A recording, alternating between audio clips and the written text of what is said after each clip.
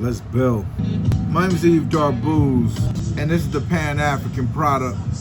Honestly, I want to say I'm thankful to everyone that's subscribed to the joint. You know, I do a lot of work to make this channel possible. It's the fact that people are watching it. It's like, and I almost feel the skepticism in the numbers, and these things take long to build.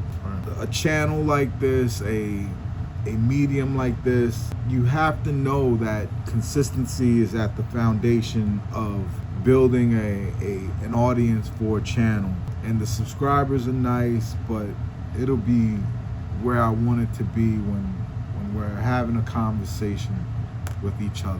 And I don't know, is that conversation through likes? Is that conversation through comments? I do encourage you to comment. I do want to hear what you guys think, and if there's something that, you know, in my book, Leave Operationalizing a Pan-African State, which means actually making it happen, actually doing it. No more complaining, no more testimony. We know this needs to be done. Today, I want to talk about a part of a chapter in my book called Blockers. I don't know why my K's just stink. But blockers are not impediments. Impediments you can negotiate. It could slow you down, but it doesn't necessarily stop you or block you, right? And one of the main blockers to the Pan-African state is beef.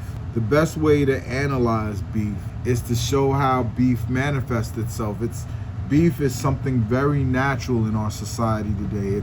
It's because in a capitalist society, whether it be commercial or political or even judicial, the way those decisions get made is by stimulating your fight or flight part of your brain, your reptilian brain, as it's called, right? Corporations are always trying to stimulate that because you buy weapons if you're nervous, if you're afraid. You cause violence if you're afraid. You can't create allegiances because you're afraid. You fight each other, you kill each other, you are disjointed. So as a blocker, beef is a key component of keeping the Pan-African state from happening, right? One of the manifestations of, you know, beef is colorism. It's important to have it because if you're looking at the different shades of brown and thinking that there's a different world for you just because you have that little bit of color, has these powers that come from the north, have they, you know, given you a reprieve? It's not dark-skinned Africans who are in Gaza who have been completely dehumanized. And if you know Palestinians, I know Palestinians, plenty of them live here in New York. Natural red hair, green eyes, right? And they've been treated as inhuman, right? But colorism, jingoism, nationalism are beef fomenting things. Then there's the media. Very recently, a couple days ago, we had all of this hullabaloo, all of this manufactured outrage and hate and animosity that's coming from the Moroccan finalists in comparison to the Senegalese finalists. And so because the Moroccans are a lighter shade of brown than the darker brown Senegalese, that's a different in how they destroyed you. 6 million North Africans, 5.4 million of them in Algeria or more. I might be getting that number wrong, but my point and my thought is a simple one. If the color meant so much, why have they not been nicer about the colonization of your people versus other people? It's silly. It's a silly game that we play on both sides. And what do I see? I see on the timeline bots showing the same image, even if it's not a real image, even if it's a misconstrued image, which happened plenty of time. But the media is fomenting that beef because it serves its corporate masters to keep us at each other's throat. They didn't scoop up these media. These guys aren't media guys. Elon Musk owns Twitter now. The Ellisons, they own Warner Brothers and Paramount now. Zuckerberg, right? Bezos, he owns Washington, the Washington Post. You understand what the game? The media foments dissent. The media, manufactures outrage. Listen to your music, especially rap music. Every day, it's whether you're male or female, it's you're about to just do something to your haters. These are concepts to keep you in a constant state of aggression and volatility. It makes you have hate for someone that you shouldn't. The problem is not that big. The challenge is not a real challenge, right? The beef is silly, but we still gravitate to it. And you see it historically. It's a very clear historical phenomenon that syncs with a modern or somewhat modern day version. Let's look at Marcus Garvey versus Dubois, right? This was a beef that had all of the petty things that separates us. Colorism, the media egging them on. He said this and they said this. And then they would use their own publications and their own academic papers to denounce each other and waste energy. Because anything that does not give you land, safety, or prosperity is a waste of energy. They will have you fight for things that don't matter. Race is a ridiculous idea that was drummed up, right? And we'll go back here. This idea of colorism and what is race is not that we don't all share common ancestors. Africans share common ancestors. This is a fact. This is a fact. But even the ones who do not share common ancestors, you cannot fall into the trap of race being the end-all be-all. Your DNA has 4 letters, A, T, C, G.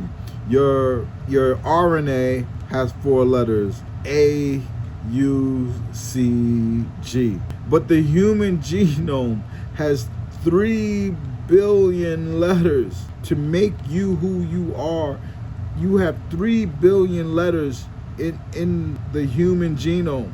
Right? I am a data-driven person. If you tell me that race and the determining factors that give you your skin, your hair, your nose, your ears, the shape, the where you've been kind of evolutionarily engineered to survive the climates where you live, right?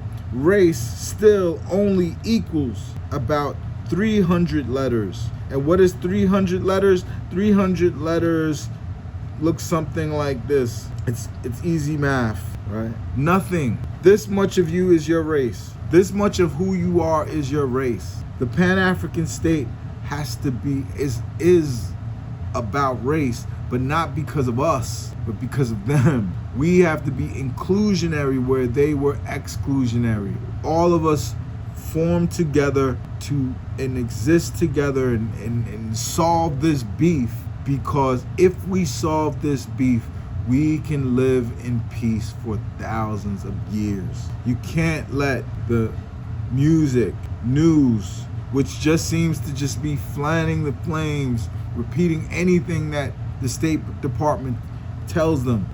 Beef is a blocker. Going back to this part, to Garvey versus Du Bois, it's a waste of energy. Here it is, you had in Garvey his charisma, his ability to organize, his infrastructure that he created, the newspaper, the newsletter, the infrastructure that Garvey was able to build was impeccable, right? And Du Bois, on the other hand, he had sophistication. Not the halls that he traveled, and not that it would help him that much, but he would be able to report because he was in universities, he was in academic spaces that didn't respect him necessarily, right? But he had the academic gravitas, right?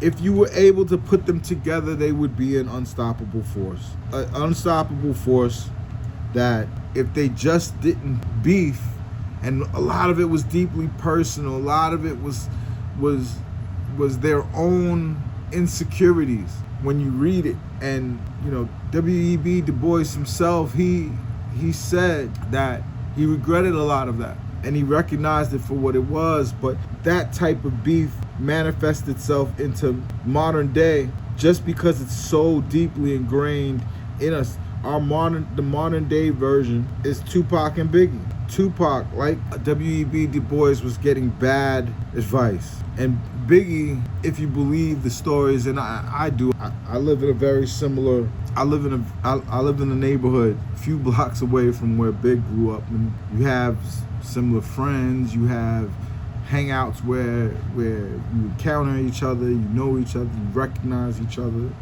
I remember him as Chris. But in receiving bad advice, and Biggie was just, ensnared by the culture, which was violent, a violent environment that got both of these kids killed, and they were kids when we lost them. But Pac had the politics. Big had the sincerity. He wasn't a revolutionary. He wanted to get money. But he also had an audience, and I think they had unique audiences to themselves. But if you could have put the two of them together, what couldn't they have accomplished? They could have people marching in the street if they wanted to. They could have led the most incredible revolution if they felt like it. Beef is a legendary blocker, going all the way back to Lumumba and his boys who took him out. Going back to, you just name a snitch, traitor, or video going longer than I wanted. But blockers, beef, one of the most insidious ones, one of the most where you ask yourself how we're mutating in ways where girls are fighting each other in the most violent ways, hurting each other for keeps. We have to overcome this. We have to fight with our lower selves and take control of our reptilian brains. That's not a shapeshifter,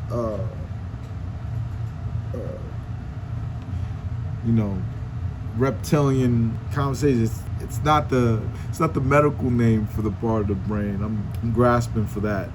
But your reptilian brain, the core of who you are, what manages your fight or flight, your reactionary. The more you allow that part of your brain to dictate your being, the more you respond in a reactionary way, and that's not what we want. We want to be better than that. We want to overcome these things. We can imagine on this side of it what Garvey and Du Bois could have accomplished if they worked together. What Big and Pac could have done if they just let go of a petty beef that probably wasn't real in the first place, which might have just been marketing that left a lot of people fatherless, friendless, sonless. More words that I'm making up. Beef, a blocker that we have to overcome. My name is Yves Darbouz, and this is the Pan-African Prophet.